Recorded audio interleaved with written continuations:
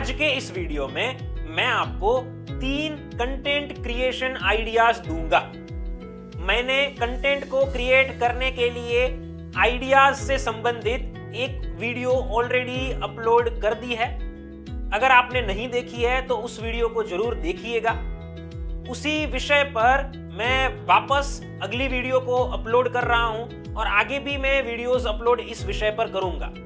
तो आज के इस वीडियो में वापस आपको जानने को मिलेगा कि अगर आपको स्पीच तैयार करनी है तो कंटेंट को क्रिएट करते समय और कौन कौन सी चीजों को शामिल करना चाहिए। मैं हमेशा एक चीज में मानता हूं स्पीच के अंदर, और वह है कि बूंद बूंद से सागर बनता है। आप अपनी स्पीच को डिलीवर करना चाहते हैं तो छोटे छोटे हिस्सों को तैयार कीजिए, उन्हें जोड़िए और अपनी स्पीच को तैयार कीजिए। मैं एक बात हमेशा कहता हूं कि स्पीच के मध्य भाग को हमें अच्छे से तैयार करना चाहिए। उसमें 3 मुद्दों को रखने चाहिए। मध्य भाग हमारी पूरी स्पीच का सबसे ज्यादा डिलीवर किया जाने वाला भाग होता है। तो आज भी मैं आपको 3 आइडियाज दूंगा। उनमें से आप किसी आइडिया का या सभी आइडियाज का इस्तेमाल कर सकते हैं और आपकी स्पीच को तैयार कर सकते हैं। अगर हम हर एक मुद्दे को अच्छे से तैयार करेंगे तो हमारी स्पीच ऑटोमेटिकली तैयार हो जाएगी। तो मैं जो आपके सामने हर एक मुद्दा रखने जा रहा हूं उसे अच्छे से समझिएगा और इंप्लीमेंट भी कीजिएगा। जो सबसे पहला आइडिया स्पीच के कंटेंट को तैयार करने के लिए इस्तेमाल किया जा सकता है वह है कि हम लोगों को प्राइमरी या सेकेंडरी सब्जेक्ट का इंपॉर्टेंस बताएंगे। क्या मतलब होता है इसका, समझिएगा। प्राइमरी या सेकेंडरी सब्जेक्ट का इंपॉर्टेंस, पहले इसको समझ लेते हैं। देखिए, जब भी आप किसी विषय पर स्पीच को डिलीवर करते हैं तो आप महत्व क्या होता है ये बता सकते हैं। अब महत्व 2 प्रकार के होते हैं, प्राइमरी भी होता है और सेकेंडरी सब्जेक्ट का भी होता है। उदाहरण के द्वारा समझते हैं। मान लीजिए कि आपको स्पीच देनी है राष्ट्रीय शिक्षा दिवस पर। तो यहां पर अगर आप शिक्षा का महत्व बताते हैं, तो इसका मतलब हुआ कि हमने प्राइमरी सब्जेक्ट का इंपॉर्टेंस बताया, जो प्राथमिक विषय होता है उसका महत्व बताया। लेकिन मान लीजिए कि आप स्पीच देते हैं यूथ फेस्टिवल पर। यूथ फेस्टिवल के बारे में शायद आपने सुना होगा। स्कूल में और कॉलेज में यूथ फेस्टिवल का आयोजन किया जाता है कि जिसमें अलग अलग कला के अंदर हिस्सा लिया जाता है और उसकी प्रतियोगिता होती है। तो अगर आपको यूथ फेस्टिवल पर स्पीच देनी है तो आप यहाँ पर क्या कर सकते हैं।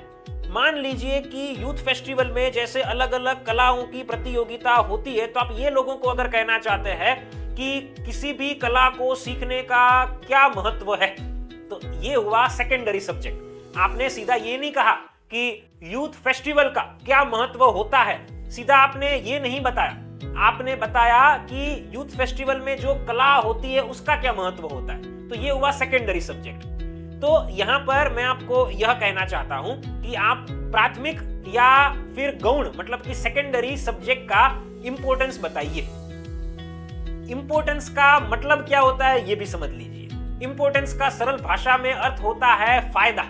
जैसे यहां पर हम कह सकते हैं कि शिक्षा का क्या फायदा होता है, कि जिसमें आप बता सकते हैं कि शिक्षा से हमारा बौद्धिक विकास होता है, शिक्षा से कोई भी विद्यार्थी अपना करियर बना पाता है, इत्यादि। ये आप सारे फायदे बताएंगे। वहां पर कला के फायदे आप कैसे बता सकते हैं। उदाहरण के तौर पर आप ऐसा कह सकते हैं कि किसी भी कला को हम सीखते हैं तो हमें उस कला का नॉलेज मिलता है। अगर हम कला के लिए हर रोज अभ्यास करते हैं कि जिसमें हमें आनंद आता है, तो वो हमारे पूरे दिन का स्ट्रेस भी दूर कर सकता है। तो इस तरह से आप लोगों को कला का क्या फायदा होता है ये बताइए। तो इन शॉर्ट इंपॉर्टेंस का मतलब होता है फायदा।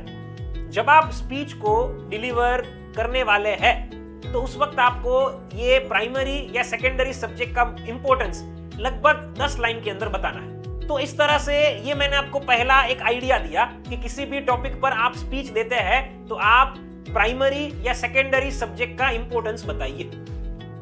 अब आगे बढ़ते हैं और जानते हैं दूसरे आइडिया के बारे में। और वो दूसरा आइडिया है, हमें लोगों को उस दिवस के रिलेटेड क्वेश्चंस पूछने हैं। इसका क्या मतलब होता है मैं आपको समझाता हूं।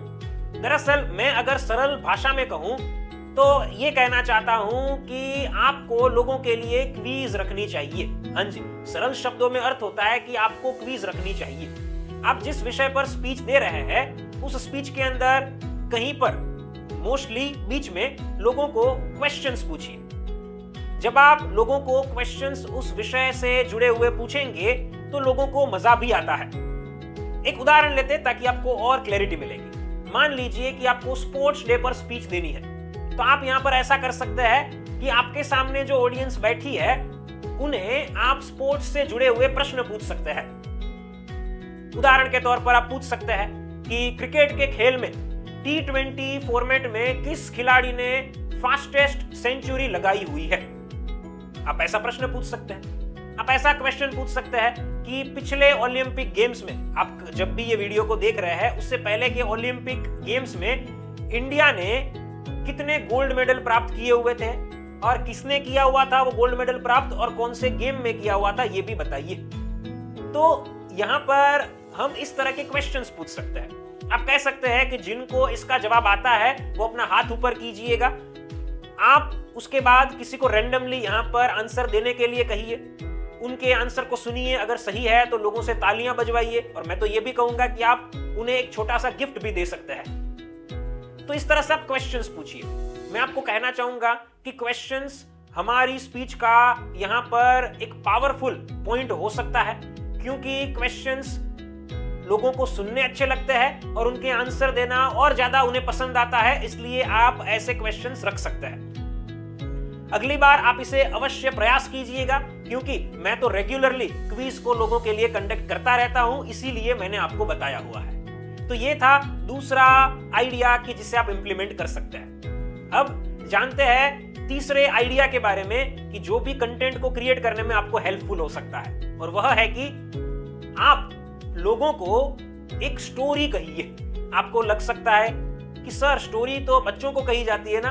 नहीं, ऐसा नहीं होता है। स्टोरी आप बच्चों को तो कह सकते हैं लेकिन बड़ों को भी कह सकते हैं। इवन मैं आपको यह भी शेयर करना चाहूंगा कि हमारे कुछ क्लाइंट्स की गवर्नमेंट ऑफिसेज में स्टोरी टेलिंग की इवेंट भी होती है। तो स्टोरी टेलिंग बच्चों के लिए ही नहीं है, बड़ों के लिए भी है। मतलब बच्चे और बड़े दोनों स्टोरी कर सकते हैं और बच्चे और बड़े दोनों के सामने स्टोरी हो सकती है।